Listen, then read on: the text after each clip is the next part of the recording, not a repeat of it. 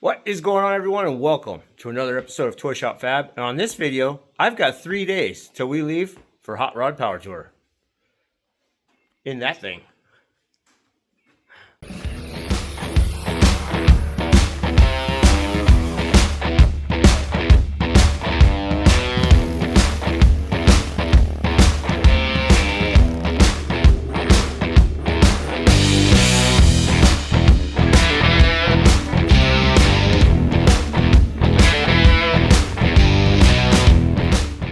Yep, that's right. I got 3 days left before we leave, and there are still a few things I would like to get done on this truck. Now, since I've started driving it, I've put close to 400 miles on this old pickup, and it does pretty well. One of the things, though, I would like to address on this truck is, well, one is this shifter. Now, this shifter was all fine and dandy at first. You can see how, it doesn't even stick up past the seat. There's our cup holders. It did okay at first, and then I added this little cup holder in there, and then which is still okay. I can still get it, but the second you put drinks in there, it is so awkward to reach around and grab that thing and shift it into gears. Now, some of you might ask, well, why don't you just put it in drive and leave it in drive? Well, because I have a manual transmission controller, which means I have to select the gears myself. So when you're driving around through town, I'm like hunched over our drinks in the cup holder, playing Twister with the shifter to get it in and out of gear. So what I want to do is I want to get that little shifter out of the truck. I'm going to cut it. Give me about maybe leave enough sticking up out of the shift boot and come over here, because now I have the original shifter in that truck, and I think it might look kind of cool, right? Let's see here. If you get this thing, hold it to what we leave sticking out of the shifter boot there and get this in there. And now we have the original 59 manual transmission shifter sticking up where you're grabbing it. Radio's going to be right here. I think it'll be cool. So, and I won't be all hunched over our drinks or whatever it is I have sitting in the cup holder. So we're going to get that shifter out, get it cut, get this guy installed, make life a little bit easier on the road. That's one. Two, the last couple times I've been to Power Tour, it's rained. I've been lucky enough to get the wipers. First time I went, I was lucky enough to have the wipers working in that truck. Old Blue's wipers worked that year as well. But this guy, he's got the wiper blades, but they don't work. And the original wiper motor in these trucks is vacuum operated, and that thing does not work. Plus, even if you had an engine that made plenty of vacuum, which this one does not, your wipers would be like, you have foot controlled wiper speed. So the more vacuum you had, like if you were to really stomp on it, your wipers would want to take off. And then cruising, they'd just be, you know what I'm saying? So I went online, eBay actually, and picked up guy right here. We're going to put it in place of our vacuum motor. It bolts right in the exact same place. Wiper arms get attached the exact same way. I already have a key on power sitting in there from when we did our wiring. Oh, there it is right here. I have it hanging because I knew I'd be adding some things here and there. So we have a key on power for that. And we got our new switch. This guy will come off, because this thing came with this little knob right here. So it kind of matches the knobs that are already in this truck. So that's going to be really cool. And we're going to put it in the place of that guy. And we're going to put a radio in this. Now, before you start yelling at me about cutting a hole in this dash, I did not cut the hole in this dash. This hole was already here. I did, however, trim the hole over a little bit farther so we could put a more modern day size stereo in it. Then we'll put this guy in there. I did make this trim piece out of a piece of plastic that I had laying around that I cut from this thing to fit that heater box. And it happened just to be enough where I can make a little bit of a trim ring to help cover up some of the butcherness, the butchery, hackery. Yes, the hackery that went on behind here. It's terrible. And this is going to make it look just a little bit better. So, Pretty sure there's a couple other things I'd like to take care of, but for the most part, we want to get some tunes in here. I want to get my wiper motor working or replaced so we have wipers, and I want to get that shifter fixed. So first things first, let's go ahead and get the boot off that guy there and get that shifter out. Let's measure it first, then get it out and cut it. All right, so this is all this shifter boot is. It's just a universal one I got off of eBay. Get our shifter sitting right next to it. I think what I'll do is I'll mark this guy. I want to say, let's see. Let's go ahead and boom. So, how much do I want sticking out? Let's go. Maybe 2 inches looks about right. We'll go about right. Put some tape right here. Give our somethings to mark and we can see it. Okay. So we got that guy there. 2 inches is going to be, let's just do a little estimate. So I'm going to say right about here. Looks to be a good spot to cut it. Yep. Glad you agree. Okay, so yep, right at the top side of this would be 2 inches, so that's perfect. Let's go ahead and get this knob off. I never tightened it because I knew, well, eventually one day I'd probably be taking this off. Boom. Now I'll get down in here, and I believe pull this clip out, and I should be able to release and pull this guy out. So let me see here. Where is, there we go. I have not done this shifter before. All I did was put on, oh, it's a roll pin. Isn't that nice? Okay, so I'll get my little punch. You can see there, it's one of those compression roll pins. So I'll get a punch, I'll knock that out. Then we'll go ahead and pull that out and get it cut. All right, little shifter's out, and you can see, cute little guy. And now we got it next to this one, where it is a much larger shifter. So I've gone ahead and looked and tried to figured out that cutting it right here underneath this tape line and cutting it about the same here just at this tape line, it should give me the same diameter, because this one comes up and, as you can see, tapers down a lot. But I think right here is really, really close. At least nothing a grinder couldn't take care of, right? So we'll get this one cut off right here. We'll get that one cut off right here. We'll get these two matched up on the floor in there. Give it a quick little tack weld, just to kind of test, you know. Don't go full weld yet. We're gonna tack weld it together. Then we'll get this thing sit back in the truck and make sure it's long enough. We can start doing some shifting.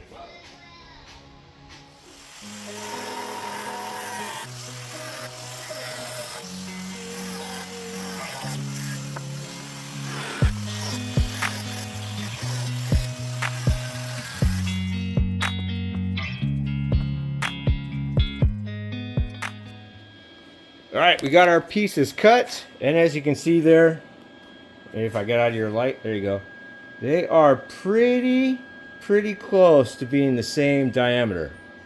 So, and I want to make this thing as straight as possible, so I got a piece of an L bracket or angle iron.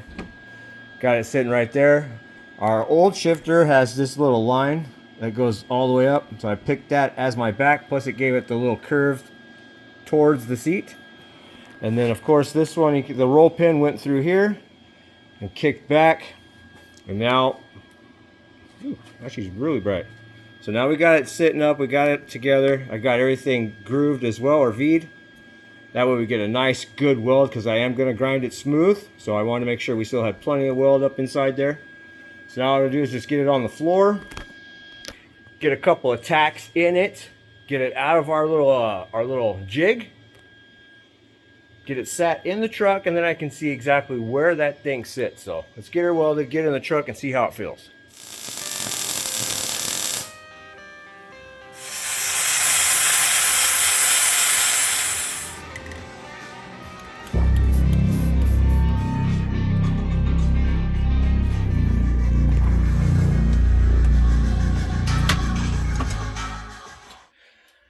shifter is installed and in place, and it looks, I like it. I like the placement of it. It's not exactly as high as I wanted it to be, but when I installed it after tack welding it there on the video, I did test fit it. I at least thought that far ahead. I test fit it and it would not go into park. And it wouldn't go into park because it ran into the dash. So I had to take it back out, shorten it up a little bit, re-weld it, and I turned the arm 90 degrees towards the pilot side of the truck. And let me show you what we got. So before, this guy here, you can see it kind of arches and goes towards the pilot side now. Well, originally it was turned this way and would arch towards our seat here. It would be run right into the seat. The original one came down and it hit the seat right here. So that was not going to work. So I went ahead and turned it 90 degrees. We cut 3.5 inches off, and I bent this straight up so we can clear our vent control here. Whoops. See? So there's park, reverse, neutral, drive, third, second, first. So we got all our gears are there now. Everything clears and should be good to go. Now that we got that out of the way, I can go ahead and check that off the list. That's some little animal running across the roof of the shop. But, so one more thing I can check off the list, and now that's done, we can move on to our wiper motor. Now let me see if I can find my flashlight here. But I figured that is definitely an important thing to get done, because on my first 2 years of Power Tour, it rained both years. I was at least bright enough to get the wipers to work on Betty.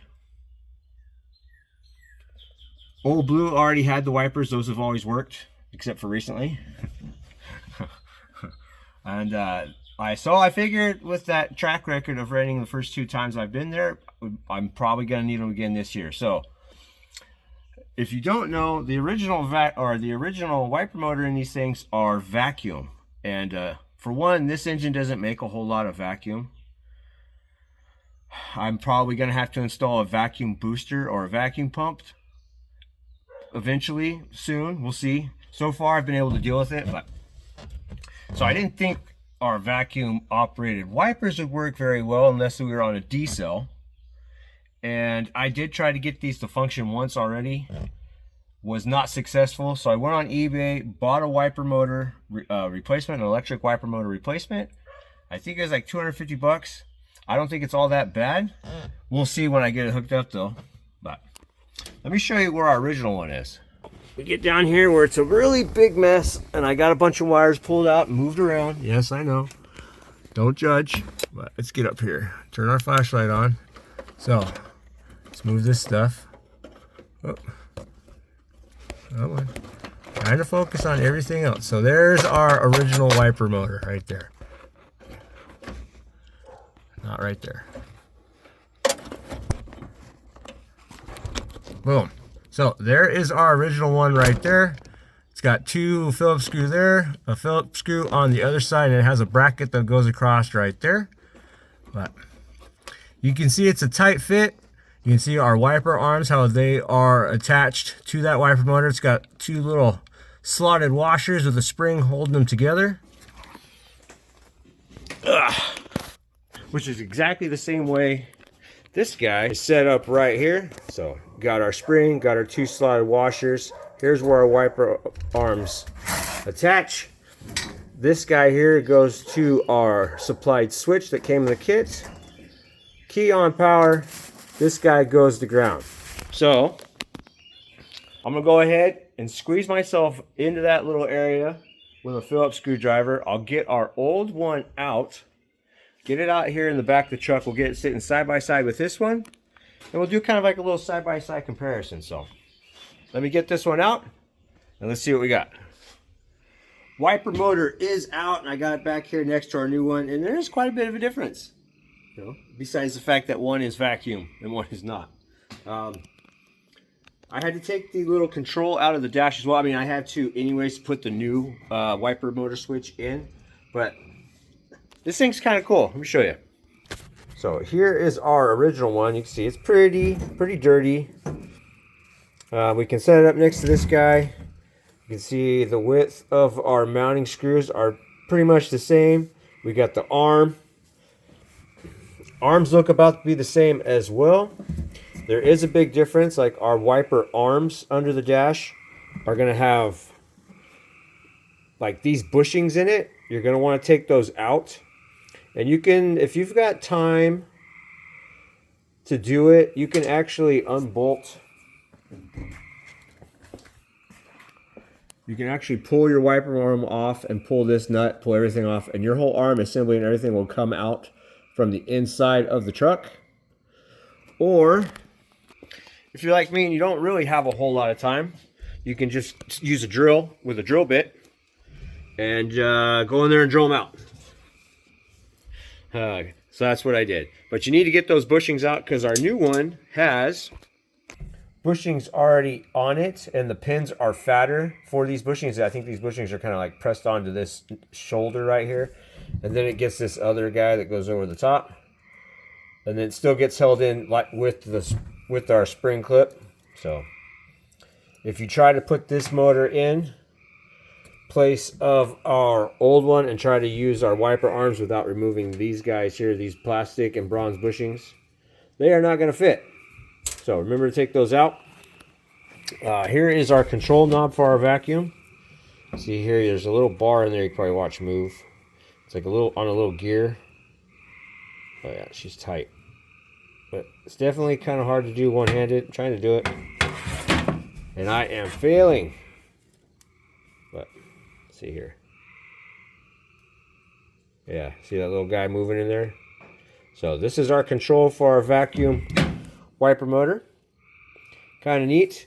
Here is the new control here. So this is just the knob that came with this thing. We'll go ahead and we'll take that off. I went ahead and wired it up to my power probe. Go ahead and hook our ground up.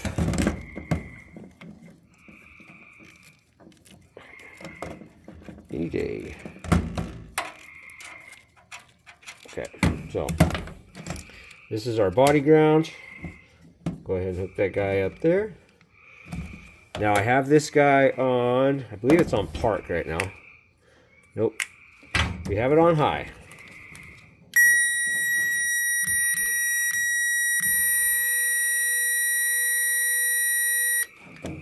One down will be low.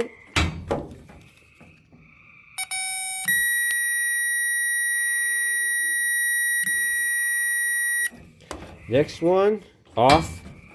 And it's going to go do like its final revolution and park itself. Unless I parked it already. Yep, let's see. I did probably. Okay. Park. There we go. So it's got 2 speeds, low, high, and park. Back of our switch, we're going to make this really easy on video so you can see if you end up getting one of these kits. You're going to see down there, we're going to have a B for battery. Green goes to P for park. White is high. Yellow is low. So remember all that, because this thing does not come with instructions, or it did not come with instructions for me on this, and these are single wire pins, which is another reason why I had the power probe out here already. I went through and just started powering and pinning, find which one's which, got her hooked up, function tested it, make sure it was good, and it is. So now what I'm going to do is go ahead, we'll get this back up, we'll get our new one installed in the truck, get our wiper arms hooked up, and we're going to power it using a key on power that I already have installed. You might have I might have shown you there's a red wire that's already curled up on the carpet there. That is a key on power. So we'll get it hooked up to that, and this thing comes with its own inline fuse, so that's really cool. But anyways, let me go ahead and get this installed in the truck, come back, and hopefully get a function test.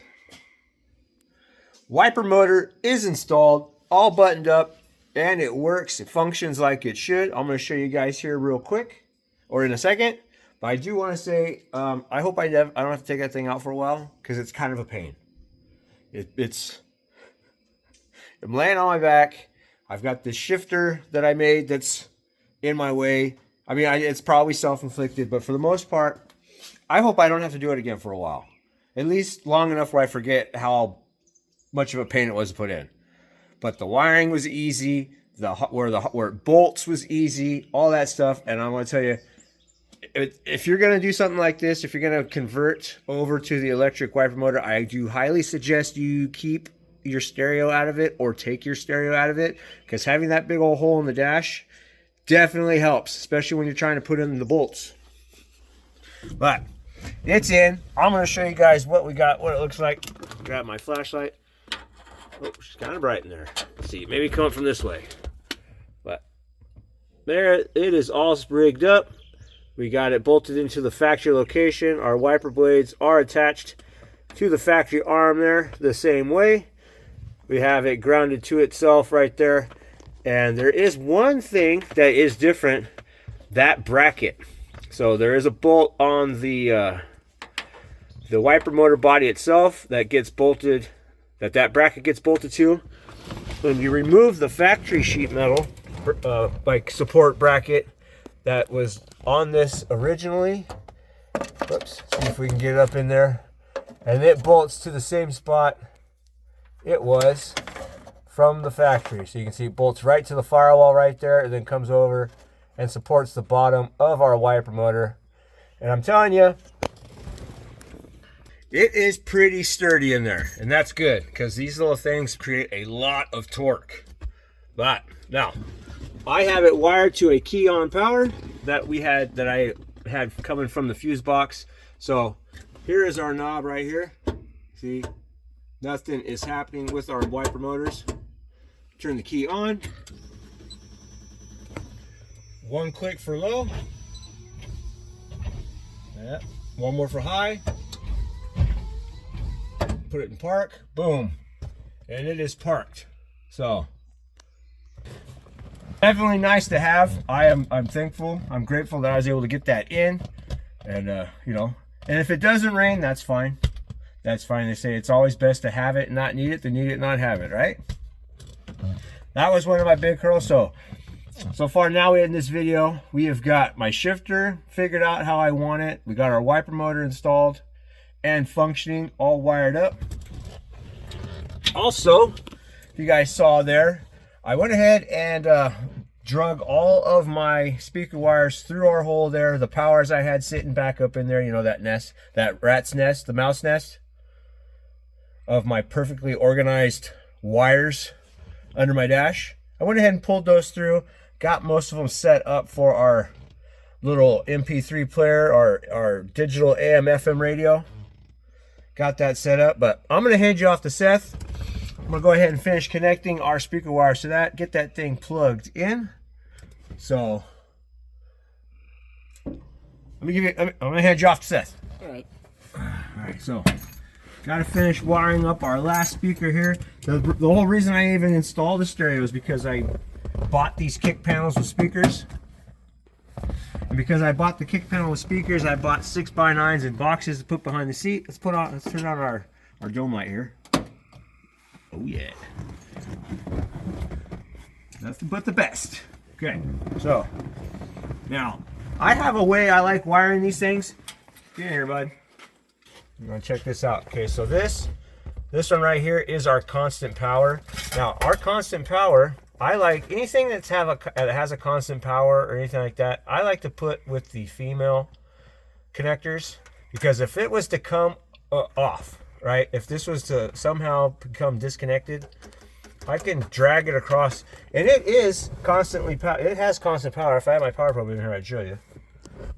But matter of fact, I'm gonna grab that real fast, just for those that don't believe me.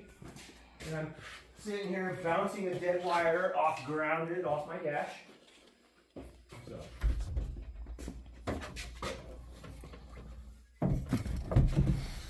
All right, so yeah, this is a constant power. You see the key is off? Mm-hmm. It's constant 12 volts. But see, I'm dragging it across bolts, the keys, all that stuff. So I like to wire them in that way just for like a safety precaution. And the ones that don't, like this one here, because it came disconnected, it can hit the dash all at once and it's not going to make any sparks. And this guy is protecting itself. So go ahead and plug him back in. So that is how that's how I like to do it. Basically anything that's gonna give power and be floating around somewhere where it's can easily hit a ground, go ahead and put the female connector on there. It's kind of a safety precaution. So now our speakers, you can do the other way. I have got where they're see these ones, the speakers are supplying current to the speaker, so I have the female connectors on our audio out. So, and I like to use these guys, ones with the little heat shrink connectors with this kind of crimpers. Now I know I get people that tell me I'm doing it wrong, and that's fine. Like I can use this little end here, or I can come up here and smash it completely. Like either way is fine. Go ahead and put it in there. Make sure you get a little bit of wire sticking up the front and smash it. But I like using the one with the little end in there, or the little indent, because then it kind of helps me get a good smash, you know. And I've never really had it puncture all the way through. So, or you can use these connectors too, kind of pull the heat shrink off, get that in there, crimp it, and slide the heat shrink back on. You could do it that way as well. But let's see here. But I haven't had a problem doing it this way. And then once you get all your wires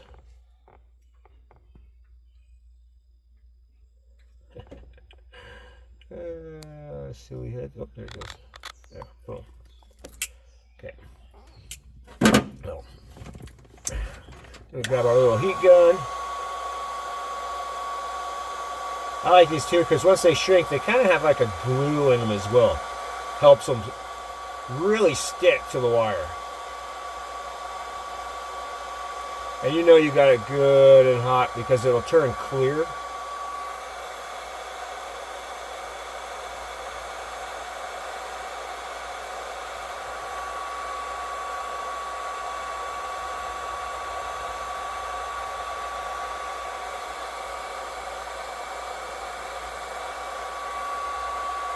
Then you'll know when it's safe to touch again. It'll kind of haze off. It won't be clear anymore. It'll come that kind of hazy color again. But you can see it how it's getting clear. Yeah. You can kind of see through the wire. Mm-hmm. Yeah, and when it cools off and it's pretty cool, like just about cool enough to the touch again, it looks like this. See how it's kind of that flat, that hazy color again? Yeah. So, but that's what I like to do it. And you can see the backside here where I smashed it with those ends on those crimpers. You can see it didn't go through. So everything's nice and safe.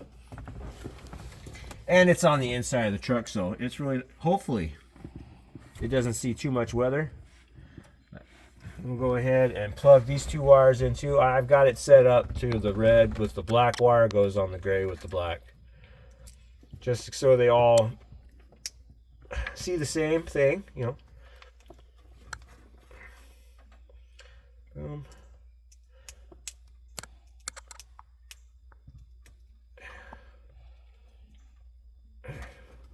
Now we got all of our wires together. All this can come just like this. I'm gonna grab a zip tie really fast and just kind of, or tape. I'm gonna grab some tape real quick. Right here, got it. Just so we can help clean her up a little.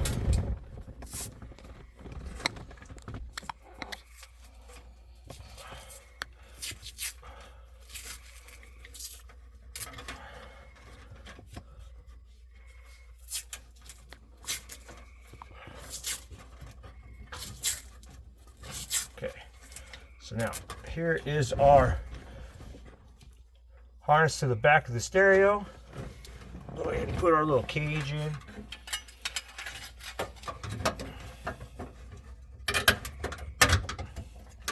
Now it is kind of a snug fit. That's good. It'll help keep it from rattling. Make sure you see all these little ends down here. If you've installed stereos, then you know. But if you got a nice fit with the cage, you get that thing sat in there, You got to press down on a couple of these little guys. And it'll help. It keeps our cage snug where it's supposed to be.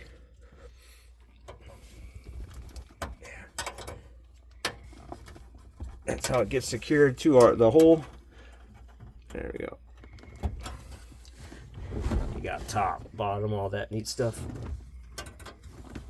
And yes, I'm using a drill bit.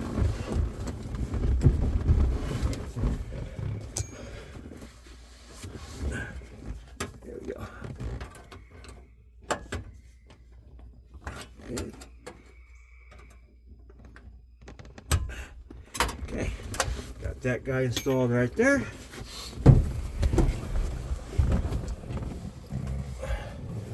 Go ahead and plug this guy in. Boom.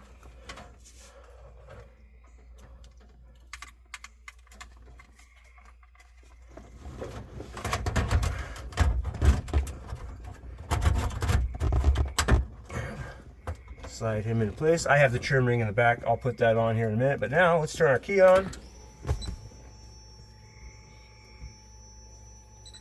Yep. We'll go through setup later.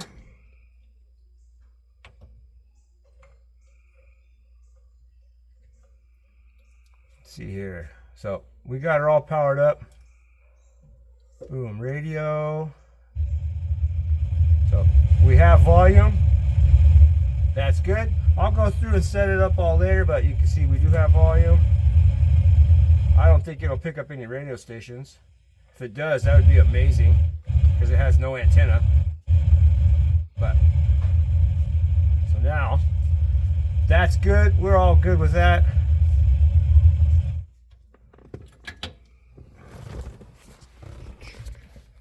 So now we've got our radio installed, our shifter is done, wiper motor is done.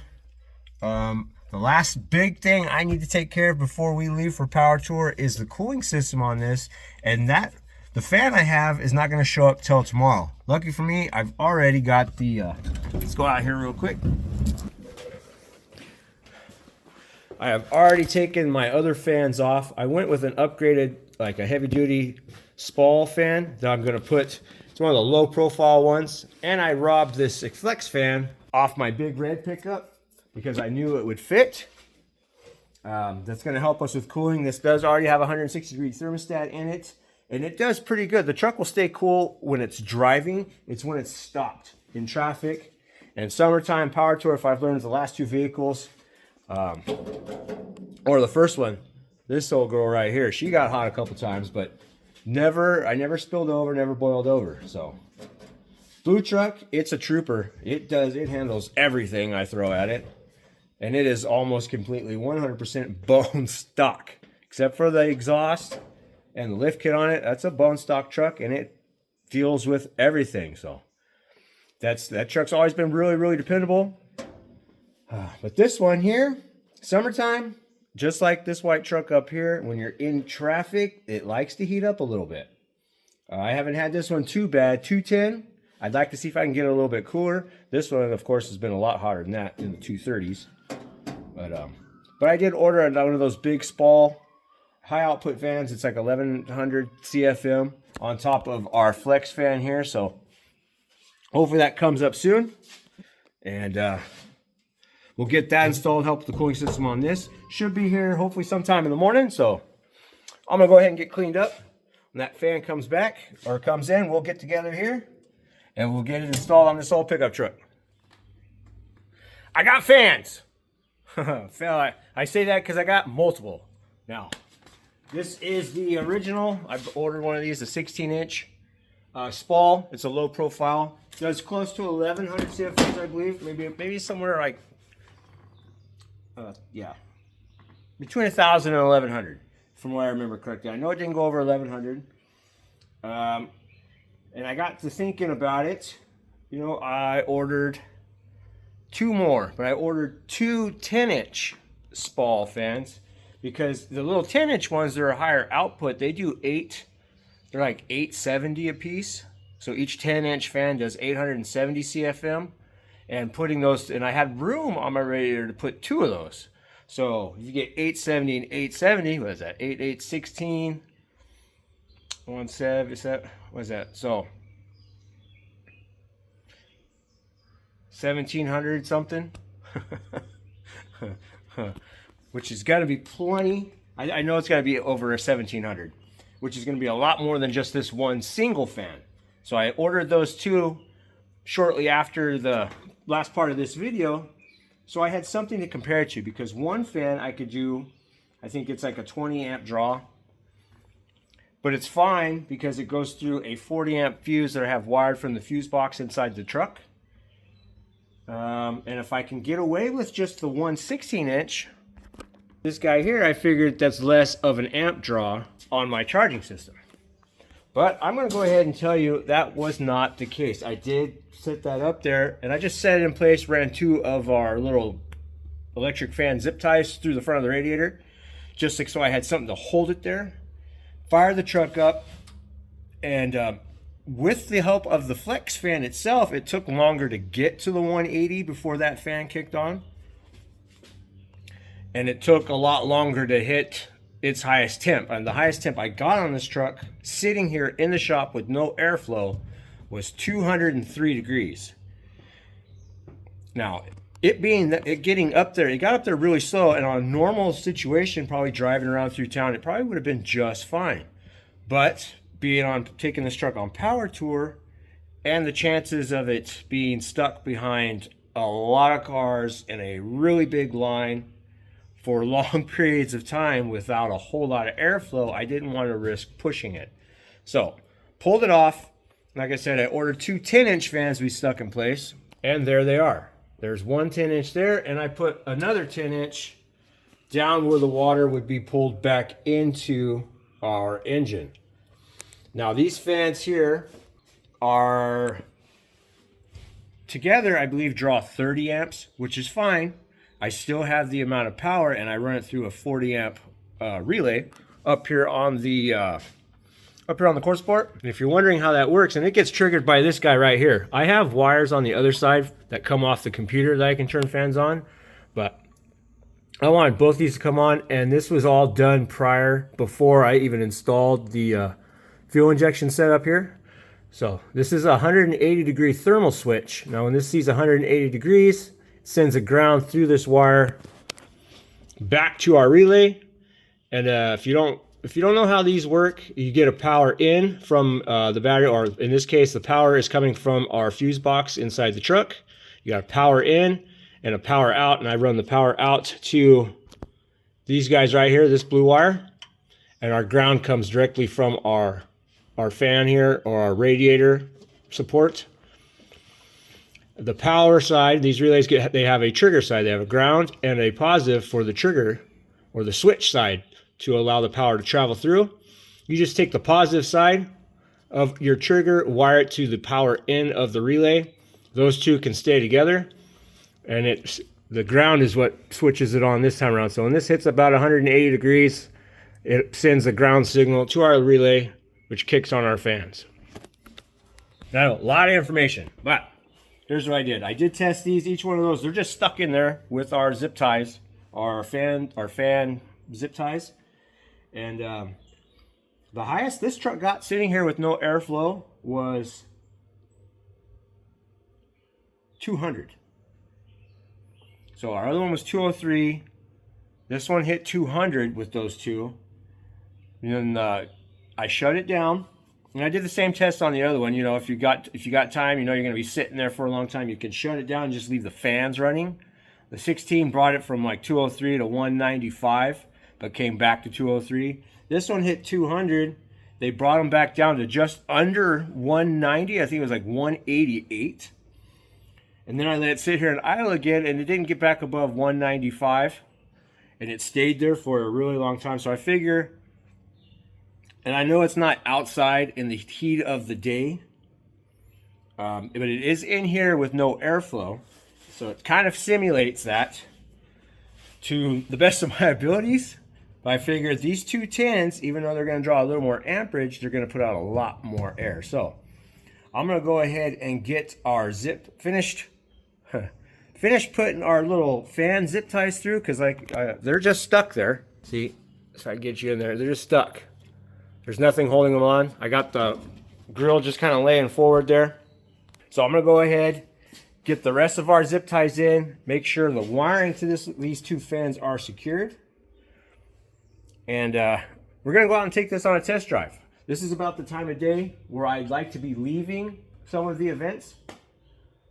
I think it's around 6 or 7, I think. I'm not 100% sure, I don't have a clock in here. But I think it's around 6 o'clock. This to me is about the good time to be leaving the events somewhere around here, or even traveling to the next one. If I, from one event to the hotel next to the next one, to the, you know what I'm saying? So, I think these will do okay. I gotta go out anyways and run a couple errands before leaving tomorrow morning. Yes, tomorrow morning. So, I'm gonna go ahead and get the rest of the zip ties put in these fans, get them secured, get this truck outside, and let's take this out on the road and see how it does.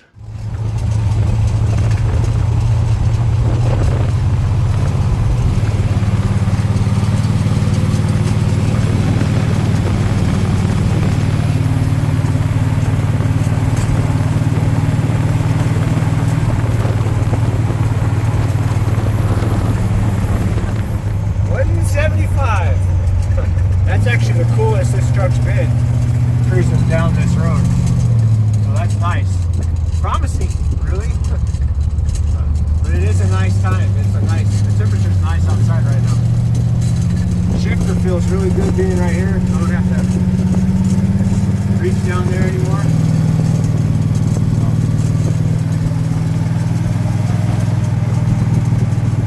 But we'll really see how it acts when we get up in town. See if it stays cooler, at least longer anyways. If the weather can stay like this, like it is right now, it'll be good. It'll make it just fine.